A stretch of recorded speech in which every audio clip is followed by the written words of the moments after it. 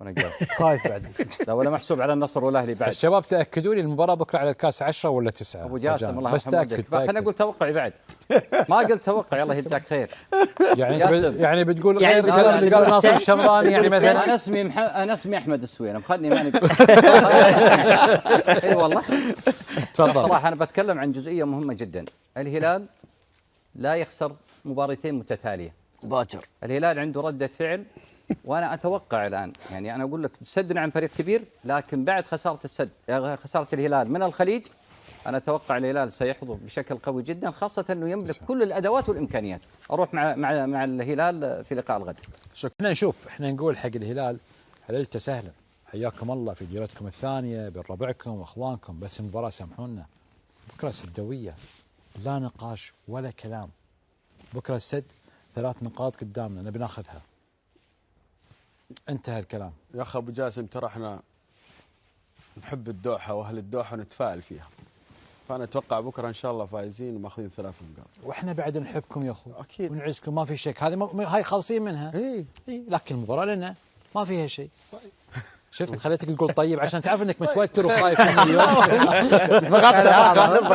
معليش على فكره لا صدمة الهلال وتعوض عبد الحميد، مستقبل خصص وفلامينغو، سر المنجم وتمبكتي مع الهلال، صفقة بوجبا تقترب للهلال. فجرت تقارير صحفية برتغالية مفاجأة مدوية فيما يتعلق بمستقبل خورخي خيسوس المدير الفني لنادي الهلال، في ظل وجود عروض برازيلية للمدرب البرتغالي المخضرم. وأكدت صحيفة ريكورد البرتغالية أن نادي فلامينغو البرازيلي يرغب في الحصول على خدمات المدرب البرتغالي خيسوس خلال الفترة القادمة لقيادة الفريق. وأشارت الصحيفة ذاتها أن نادي فلامينغو قام باستطلاع رأي خيسوس فيما يتعلق بتدريب الفريق البرازيلي خلال الأيام القليلة المقبلة، إلا أن المدرب رفض ذلك وأكد أنه غير مهتم. وتأتي تلك العروض بعد المستويات المميزة التي يقدمها الهلال تحت قيادة خيسوس في الآونة الأخيرة، وسيطرته على البطولات المحلية بالإضافة إلى المباريات القارية القوية. ويرغب خيسوس في قيادة الهلال خلال منافسات بطولة كأس العالم للأندية 2025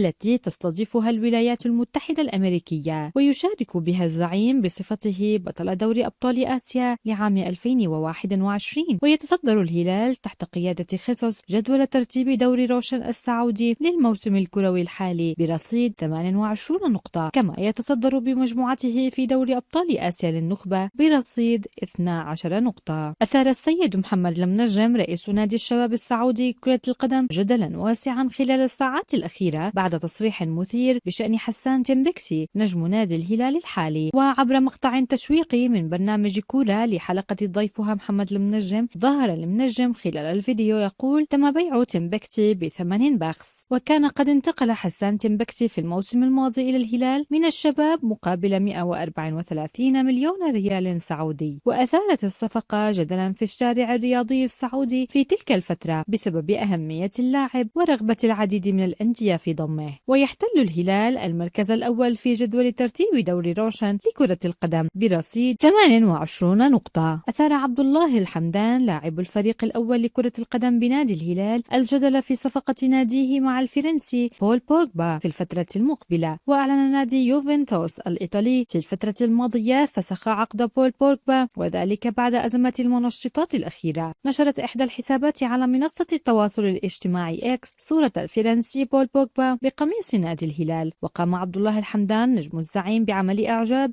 على خبر بول بوجبا وإمكانية انتقاله لصفوف الزعيم. وتعد صفقة بوجبا إلى الهلال من الجانب المادي رابحة، حيث لا يرتبط اللاعب بأي عقد مع ناد في الوقت الحالي. ويعود بوجبا للملاعب مرة أخرى في مارس المقبل عقب نهاية عقوبته التي وقع عليها من قبل لجنة المنشطات لمدة 4 سنوات وتم تخفيفها إلى 18 شهرا. يذكر أن بوجبا كان أحد فرسان فرصان للمنتخب الفرنسي في التتويج ببطولة كأس العالم لروسيا 2018. يستمر الحديث كواليس احتراف سعود عبد الحميد نجم نادي الهلال السعودي سابقا بعدما ذهب في رحلة احتراف إلى روما في الصيف الماضي. وكشف الإعلامي عبد الرحمن أبا عود عن مساهمة المدير الفني الإيطالي روبرتو مانشيني مدرب الأخضر السابق في انتقال اللاعب إلى روما. مانشيني تدخل بعمليات الانتقال وساهم في نقل اللاعب بثمن قليل، وتم وعد الهلال بتعويض عن الصفقة. ويشير المصدر إلى أن الهلال لم يتم تعويضه ماليا حتى الآن، وتم الاكتفاء بقدوم جواو كانسيلو بدلا منه. وانتقل سعود عبد الحميد إلى روما قادما من نادي الهلال السعودي في خطوة احترافية مدوية في الشارع السعودي. ويذكر أن الهلال قد وافق على رحيل سعود ثم عوض اللاعب من خلال ضم البرتغالي جواو كانسيلو.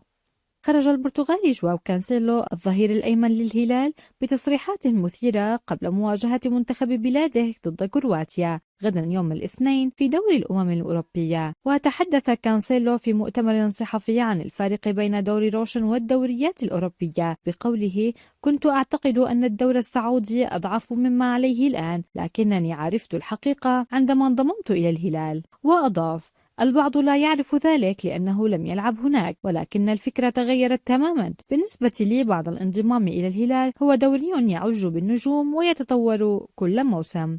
وتابع صحيح أن الدوريات الأوروبية أكثر قوة، ولكن الدوري السعودي يتطور كثيرا، وفي كل موسم يتم التعاقد مع لاعبين جدد من مختلف الأندية الكبرى. وعن الفارق في مستواه أثناء اللعب بأوروبا والوقت الحالي قال كانسيلو: لا يوجد الكثير من الفروقات لأنني حاليا أشعر بأن لياقتي البدنية جيدة للغاية. واختتم: يمكنكم معرفة البيانات البدنية الخاصة بي للتأكد أنني لم أتراجع بعد عن الرحيل عن أوروبا. يذكر أن كانسيلو انضم لصفوف الهلال مطلع الموسم الجاري قادما من مانشستر سيتي مقابل 25 مليون يورو.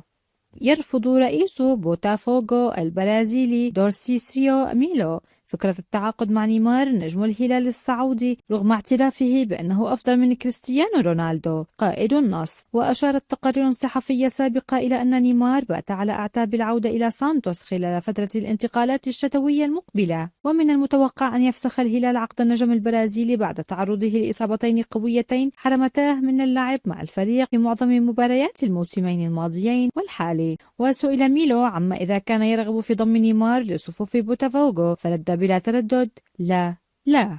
وأضاف في تصريحات أبرزتها النسخة البرازيلية من شبكة ESPN: نيمار من أعظم اللاعبين الذين رأيتهم على الإطلاق، فهو في نفس مستوى ميسي وأفضل بكثير من كريستيانو رونالدو. ثم استدرك رئيس بوتافوغو قائلا: لكنه دمر مسيرته، وخصوصا بعد الإصابة التي أبعدته عن الملاعب لأكثر من عام، والآن أصيب مرة أخرى.